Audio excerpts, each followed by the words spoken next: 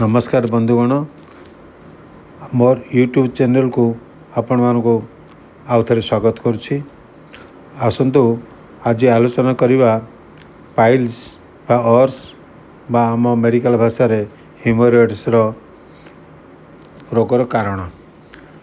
आजिकल आम पवित्र हॉस्पिटल को माने मो पाक को अनेक पाइल्स पेशेंट आसुँच चिकित्सा ही भल ही जाउछंती। सेमानकर गोटे प्रश्न बा सेमानकर सहित आसुवा बंधु बांधव समस्त गोटे प्रश्न, सार ये पाइल्स रोग एत हो कहीं आजिकल घरे घरे पाइल्स रोग आपण चिकित्सा कर तो ठीक दौरान किंतु एत हबार कारण कौन मुझे समस्त को यथाशक्ति बुझे थाए कही थाए। आज मन है जे पाइल्स रोगर कारण विषय रे गोटे वीडियो करी समस्त उपस्थापन समस्त सामने उपस्थापन कले समस्त लाभवान हेबे। तेणु ये भिडियोटी करछि। देखंतु मेडिकल साइंस रे जेकोसी रोगर कारण यदि खोजिबा ताको आम दुई भाग में विभक्त कर परिबा। सब रोगर कारण को गोटे होछि प्री डिस्पोजिंग फैक्टर अर्थात रोगर संभावनार कारण, आ द्वितीयटी है प्रेसिपिटेटिंग फैक्टर अर्थात उद्दीपक कारण। आगुर संभावना थिला से रोगर किंतु से गोटे कारण जो से बाहरी पड़ला बा देखादेला प्रकाश पाइला। तेणु आज आम आलोचना करवा केवल प्री डिस्पोजिंग फैक्टर उपरे। प्री डिस्पोजिंग फैक्टर बा संभावना कारण प्रथम कारण है बहुत दिन पायखाना कवज। जदि आपण दिने नुहे मसे नुहे वर्ष वर्ष यदि आप पायखाना कवज अच्छी पायखाना टाइट हो पायखाना कन्स्टिपेशन अच्छी कोष्ठकाठिन्य कहते आमको ताहले ताको द्वारा पाइल्स हबार संभावना थाए। द्वितीय कारण हूँ पायखाना जोर लगेवा। अनेक लोक एत कष्ट जोर लगाती पायखाना हाँपाई यदि ये प्रतिदिन जोर लगे पायखाना करेंगे ताहले देखो पाइल्स रोग निश्चय बाहर पड़ो। तेणु जोर न लगे केमती आराम रे पायखाना करें तार व्यवस्था करूँ तार निराकरण करूँ। तृतीय कारण है कम तंतुयुक्त खाद्य लो फाइबर डाएट। देखो आजिकल आमर फूड हैबिट एत खराब हो गला। मु तो समस्त कहे केवल फूड हैबिट पायखाना हैबिट आ फूड हैबिट पाइल्स हो। बर्तमान देखो फूड हैबिट कौन ना आम समस्ते आजिकल लो फाइबर डाएट खाऊँ। जमी फास्ट फूड जिते बजार मिलूँ आप देखो चाउमिन हो बा दहीबरा हो चाट हो आप मोमोज हो कि ना आपणकर पिज्जा हो कौ थे फाइबर नाई से मैदा तैयारी आप खाईदे से मैदा हजम हो गला पायखाना कौन रहा। तेणु आप मेचे परिया खाइबे हरीश सब्जी खाइबे ताहले ता सहित अन्य खातु किंतु हरीश सब्जी बेसी खाइले आउ कम पाइल्स हबार संभावना कमी जाए। चतुर्थ कारण है कम पानी पीवा। केमिति बेसी पानी पीबे या आगर मु गोटे वीडियो करी।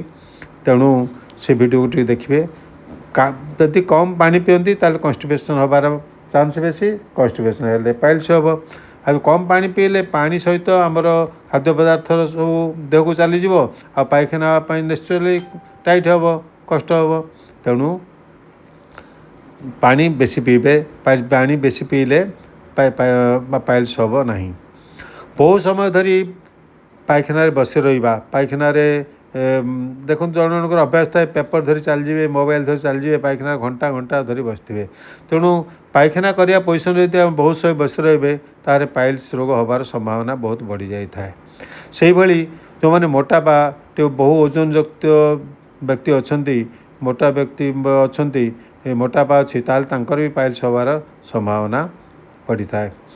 सेमती जदि सीडेंटरी लाइफ अच्छी माने जो माने व्यायाम करते नहीं शारीरिक परिश्रम नहीं खाली बसी बसी दुकान रे व्यवसाय करंतु बा आपणर ऑफिस रे बसी बसी काम कर एक्सरसाइज करिया निहात दरकार। खास कर योगासन पर्टिकुलर योगासन अच्छी जो योगासन शीर्षासन भली जो योगासन अच्छी जहाँ कले पाइल्स रोग हबार संभावना कम थाए। प्राणायाम कले पाइल्स हबार संभावना कम थाए। जदि आप सीडेंटरी लाइफ अच्छी बसी बसी काम कर लाइफ अच्छी लाइफ स्टाइल अच्छी ताले ताको एवॉइड करी आपण ए पाइल्स रोग निराकरण करें। आम देखीचु जे पारिवारिक अपेक्षता मैं फैमिलियल बा आपण ପରିବାରରେ ପାରମ୍ପରିକ ପରିବାରରେ ମାନେ ପାଇଲ୍ସ ହେଇ ଆସିଛି। ବାପାଙ୍କୁ ଥିଲା ପୁଅକୁ ହେଇଛି, ଅଜାଙ୍କୁ ଥିଲା ନାତିକି ହେଇଛି, କି ଜେଜେଙ୍କୁ ଥିଲା ନାତିକି ହେଇଛି। ତେଣୁ ତାହାର କୌଣସି କାରଣ ନାହିଁ, ଏଇଟା ହେରିଟାରୀ ନୁହେଁ, ଜିନ୍ ଦ୍ୱାରା ପ୍ରଭାବିତ ହୁଏନି। କିନ୍ତୁ ପାଇଖାନା ପାଇଲ୍ସ ପାରମ୍ପରିକ ବା ଫ୍ୟାମିଲିରେ ହେବାର ବି ଦେଖାଯାଇଛି। ଆଉ ଗୋଟେ ହେଉଛି ଯେ ଆପଣଙ୍କର ଗର୍ଭାବସ୍ଥା। ଦେଖନ୍ତୁ ମହିଳାମାନଙ୍କର ଗର୍ଭାବସ୍ଥା ବି ଗୋଟିଏ ପାଇଲ୍ସ ହେବାର ଗୋଟେ ସମ୍ଭାବନା କାରଣ। ସେକୁ ଯେଉଁ ଅବଷ୍ଟେଟ୍ରିସିଆନ୍ ବା ଚିକିତ୍ସା ଯିଏ କରୁଛନ୍ତି, ଆପଣଙ୍କର ଦେଖୁଛନ୍ତି, ଏଣ୍ଟିନେଟାଲ୍ କେୟାର କରୁଛନ୍ତି, ସିଏ ଆପଣ ବତେଇବେ କ'ଣ କ'ଣ ବ୍ୟବସ୍ଥା କଲେ ଆପଣ ଗର୍ଭାବସ୍ଥା ସମୟରେ ପାଇଲ୍ସ ହେବ ନାହିଁ। ତେଣୁ ଆଉ ଯେ ଗୋଟେ କାରଣ ଦେଖିବା ଯେ ପାଇଖାନାକୁ ଟାଳିବା, ମାନେ ଆପଣ ପାଇଖାନା ଲାଗୁଛି ଆପଣ ପାଇଖାନାକୁ ଯିବେନି, ଏଇ କାମ ସରୁ ଯିବି, ସେଇ କାମ ସରୁ ଯିବି।